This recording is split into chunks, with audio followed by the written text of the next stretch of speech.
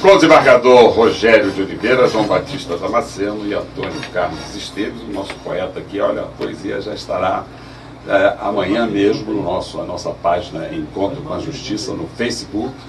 Aliás, toda semana essa poesia vai para lá. Ele é o único que não lê, porque ele não precisa ler, ele é autodidata, ele é um poeta realmente de grande... Mas vão ser reunidas as poesias no livro. Vão ser reunidas no livro, a doutora, a nossa produtora. Não leio, ouvinte, porque o trabalho é de baixa qualidade. Ele é apenas uma prova de amor ao programa. Não é isso que dizem os amigos do Facebook. As curtidas do Facebook na sua poesia chega a mais de 5 mil em cada poesia. Mas a nossa produtora, Márcia Góes, já está providenciando a seleção das poesias para a nossa publicação. Professor, ficou uma pergunta aqui no ar, não foi? Aí o senhor ia respondendo quando eu lhe interrompi. A questão da ciência e da técnica. Ciência e da técnica, que já foi respondida. Queria que o senhor falasse um pouquinho sobre a sua experiência acadêmica. Esse projeto que o senhor tem levado às universidades, sobretudo a Universidade de Castelo Branco, sobre a importância da perícia no tribunal do júri, na elucidação dos homicídios. Como tem sido esse seu projeto, professor Alfredo Maia? Bom, em primeiro lugar, eu sou apaixonado por educação e eu acredito que a educação seja a base de tudo. E o que aconteceu foi uma coisa muito simples. Hoje nós temos a mídia, o CSI, o Law and Order, que estão impregnando a população de curiosidade sobre o crime, sobre a investigação do crime. E esses programas hipervalorizam a perícia, o que está correto. Só que o aluno, quando ele veio me procurar, eu sempre fiz questão que o aluno tem que ter visão sistêmica. O aluno tem que saber o que é a perícia, qual é a importância da perícia. E o crime, ele tem uma espécie de atrativo que é muito utilizado pela mídia, porque o crime, ao meu ver, ele provoca duas coisas, que é o fascínio investigativo e a sede de vingança. Então, de posse disso, dessa motivação, eu tive uma ideia. Os alunos me perturbavam muito, muito. Os alunos vinham atrás de mim. Aí eu tive uma ideia simples. Eu vou tentar montar um projeto que permita com que o aluno possa vivenciar a perícia, mas que ele entenda aonde a perícia está inserida. E assim nós criamos o projeto Júri e Perícia. O projeto Júri e Perícia foi criado em 2011 e foi colocado em prática pela primeira vez em 2012. O projeto Júri e Perícia, ele foi criado por mim, e se não fosse equipe, os alunos que me procuraram e me ajudaram, que estão meus amigos, estão junto comigo até hoje, foram os loucos dos alunos que acreditaram no que eu falei, que muito debocharam na minha cara na época, mas eu consegui montar e nós realizamos. Eu queria até mandar um grande abraço para todos vocês, porque eu estou aqui hoje por causa de vocês. Com isso nós realizamos. O que é o projeto Júri e Perícia? O projeto Júri e Perícia é uma coisa muito simples. O crime ocorreu em julho. Antes de julho é a realidade. Depois de julho é a investigação. O que acontece? As pessoas antes de julho, elas estão vivendo, elas estão sendo humanas, como disse o nosso colega aqui. Depois de julho, elas estão se escondendo, elas estão mentindo. A busca da verdade jamais será igual à verdade. O que eu fiz junto com a minha equipe? Eu troquei. Eu monto uma cena do crime, daquela cena do crime eu faço várias perícias, com isso eu consigo trazer vários alunos. Alunos de biologia, eu boto uma entomologia forense, que é voltada para a parte de mosquitos. O aluno de biomedicina, eu boto o DNA. O aluno de medicina, eu boto um cadáver. O aluno de farmácia, eu boto uma bebida, um tóxico. E assim eu consigo atrair vários alunos da universidade. De posse desses laudos, ou seja, eu fiz uma cena do crime, e essa cena do crime me gerou laudos. Isso é tudo no teatro, né? Tudo no teatro. Aí eu dou para os alunos estudarem. E os alunos, eles fazem um curso de perícia. E essa perícia não é a única prova. Os alunos têm que entender que a perícia, ela tem os limites. Ela não vai chegar na subjetividade. E a subjetividade do direito é uma das coisas mais fascinantes que tem. Com isso eu crio um inquérito. E no inquérito eu vou ter as provas periciais e as provas subjetivas. O que seriam as provas subjetivas? A prova subjetiva seriam os depoimentos. Aí você deve estar perguntando, mas de onde vem esse depoimento? Se foi criado? Não. Existe uma peça de teatro que mostra o que realmente aconteceu. A verdadeira história.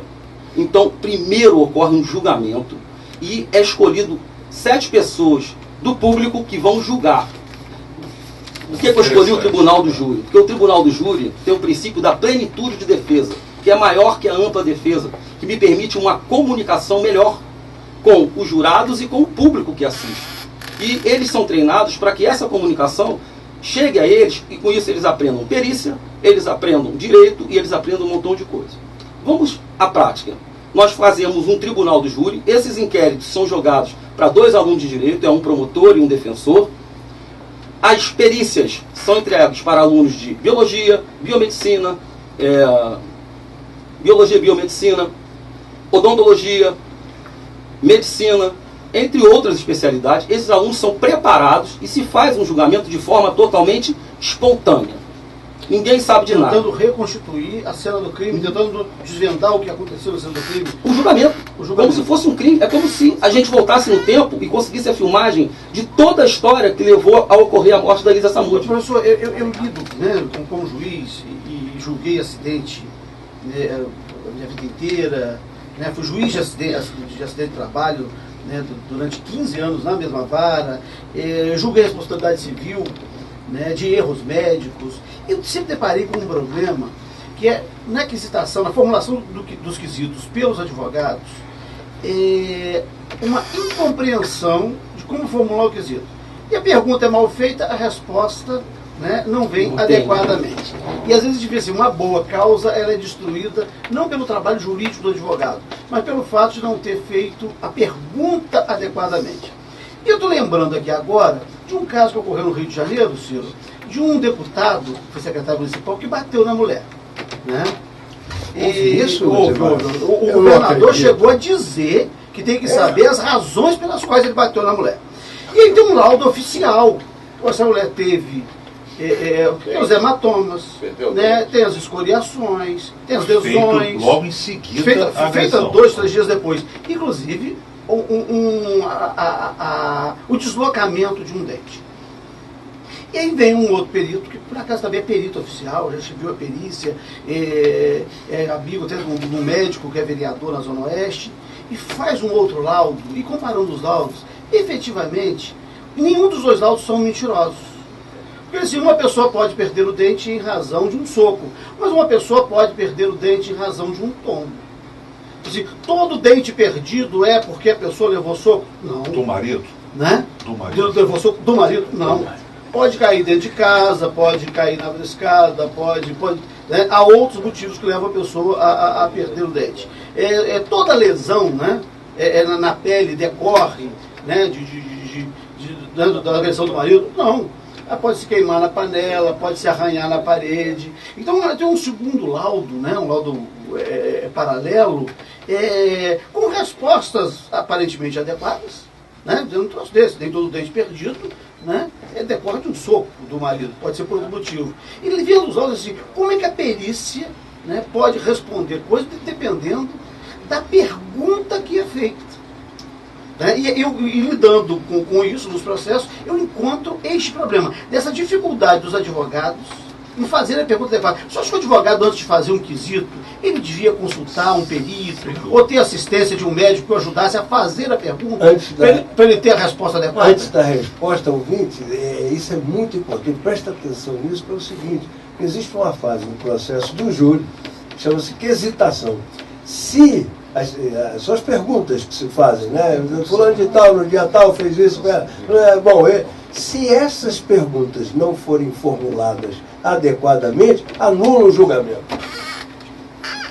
Bom, a pergunta é excelente, porque se coloca no perito uma responsabilidade de fazer a perícia, de dar autoria, de dar quem fez ou de quem não fez. Então vamos analisar isso de forma detalhada. Primeiro, quando a gente faz uma perícia, a gente vai responder a uns quesitos. No criminal, esses quesitos já vêm prontos. No civil, eles são feitos, no trabalho também, eles são feitos pelo advogado. O grande problema é que, só para ver, eu vou falar só da medicina, vou falar de perícia médica. Tem perícia de odontologia, tem perícia de biologia, tem perícia grafotécnica, tem milhões de perícias. Nós estudamos 6 anos, nós fazemos, vai para 8 anos agora, não sei se vocês estão sabendo, a faculdade de medicina. Você tem a especialização, você tem a residência e você ainda tem dúvida. E a maioria dos advogados, eles entram no Google e dali eles tiram as perguntas. Só que essas tem perguntas... jogador que entra no Google para julgar também. Né? Tem até vice-presidente, Não é? Até vice-presidente TJ também. Coisa Aí- nossa aqui, professor. Coisa nossa. Tá bom. Então, o que que acontece? Quando a gente está investigando, quando, por exemplo, se você tem um problema, se você é advogado, se você é um estudante de direito, aprenda uma coisa, você nunca vai esquecer. Toda vez que você tiver um assunto técnico envolvido com direito, chama a pessoa técnica. A pessoa técnica que você chamar não é qualquer um. Não é um advogado da família, um médico da família que você nunca trabalhou com direito, é alguém da área, um perito, porque esse perito ele pode atuar de forma imparcial quando ele está auxiliando o juiz, mas ele pode atuar auxiliando também as partes. E ele tem noção do que o direito quer naquela lesão específica. E ele vai fazer a pergunta que vai auxiliar ao juiz. A pergunta que foi feita agora é nítido, porque às vezes o próprio juiz ele se confunde na pergunta que o advogado faz, porque o próprio advogado ele não tem um raciocínio lógico daquilo que ele está fazendo. Advogado ou membro do Ministério Público. Ou membro do Ministério Esses Público. também têm um viés acusatório forte, né? Exatamente. Bom, professor, nós estamos aqui com alguns alunos, né? Jean Cabral, do Rego, Alexandre Luiz Barros e a bela Bruna Cailene, que é aluna da Estácio lá de Nova Iguaçu, que está aqui embelezando o nosso auditório. E eles perguntam, e a professora Daniele Moura, que é a nossa musa maior aqui. E eles perguntam se esse projeto é aberto, como os alunos de universidades distintas podem participar de um programa tão educativo? O projeto é totalmente aberto.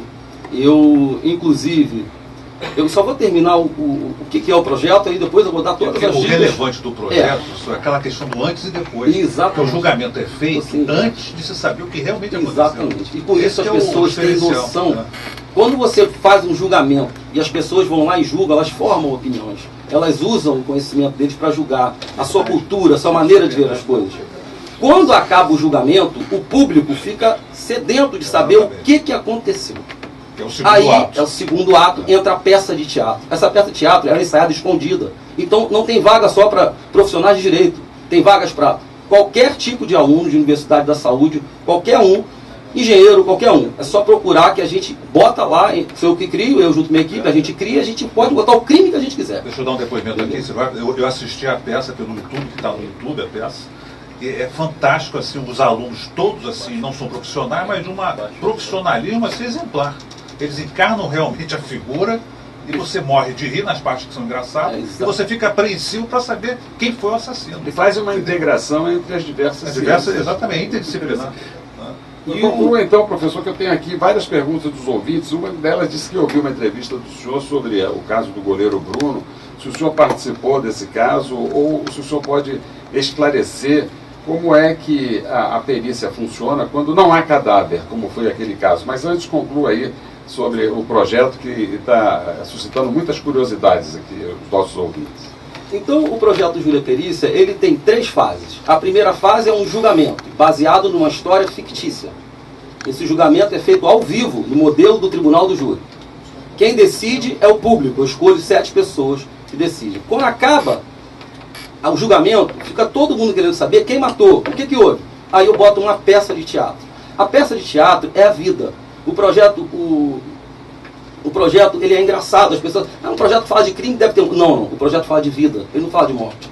Porque eu faço uma peça que veio antes, as pessoas estão vivendo, você vê os fatores culturais, você vê valores, você vê como é que o crime acontece. Então, ou seja, o crime pode acontecer em qualquer lugar do mundo. E o crime de homicídio é o único crime que qualquer um pode praticar. Então, em cima disso, nós botamos a peça. As pessoas choram, as pessoas se emocionam, as pessoas riem, as pessoas veem valores. Você tem condição de passar valores sociais, valores morais e éticos. E quando chega a hora de matar, que todo mundo fica vendo, aí na hora que o indivíduo mata, que nem vai saber se aquele réu que foi julgado antes, Exatamente. ele foi culpado ou não, o público para. Quem vê sabe disso. E na hora que mata, aí a festa é. Porque é igual o jogo de futebol. O cara, não falei que foi ele, não falei que foi ele. E com isso as pessoas percebem o trabalho do juiz, como é difícil julgar.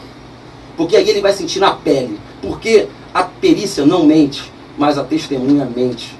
E eu ensaio os meus alunos da peça, o pessoal da peça conhece, mas ninguém mais conhece. A peça é ensaiada escondida. E eles têm aula de linguagem corporal, eu ensino eles como falar, como deve se agir durante o tribunal, e eles dão esse depoimento. E eles dão esse depoimento e o público assiste. No primeiro, eu botei uma menina que fez o papel da prostituta, que ela mentiu. Eu falei assim, vai mentir muito. Mas ela mentiu, ela deu um show de interpretação. Mas você ensinou ela a mentir? Porque tem uma técnica, quando a pessoa cria, né, quando ela rememora, ela olha para cima e no determinado ano. Olha para o lado direito. Quando ela cria, ela está mentindo, ela olha para baixo e para o outro lado. Acho que até para mentir tem que estar bem ensaiado, né? Tem. Eu não consegui até hoje. Quando eu falo para a mulher, ela vira para mim assim, você está mentindo. Basta assistir as sessões da CPI. Procure o professor de teatro. CPI no Congresso. Mas isso é teatro, gente. Lá a gente não ensina os alunos a mentir. A peça, a gente ensina eles a representar. Isso tem que ficar claro. Olha só, ouvinte, nós estamos testemunhando, desculpe a palavra, mas o fato é que nós estamos vendo que as instituições funcionam. E as instituições funcionam através de pessoas como o nosso entrevistado. Ele traz com entusiasmo incomum a possibilidade de a sociedade se encontrar consigo.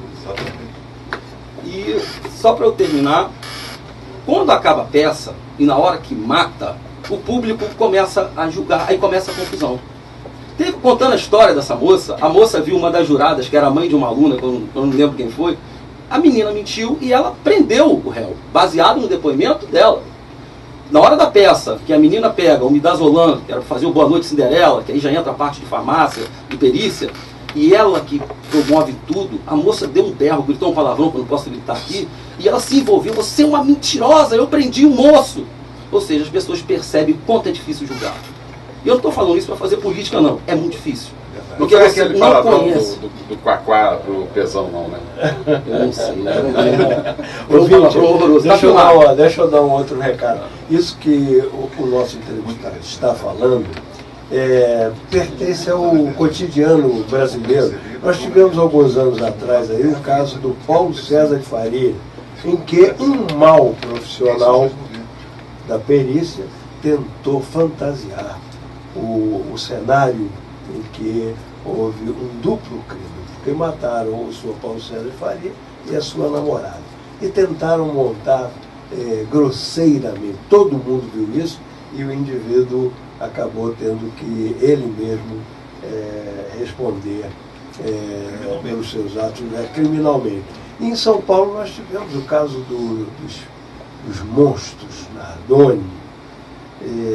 Eu usei o S porque é Nardoni, italiano, né? Quer dizer, então, o fato é que o caso daqueles pais desnaturados que lançaram uma criança lá de um andar porque ela estava incomodando.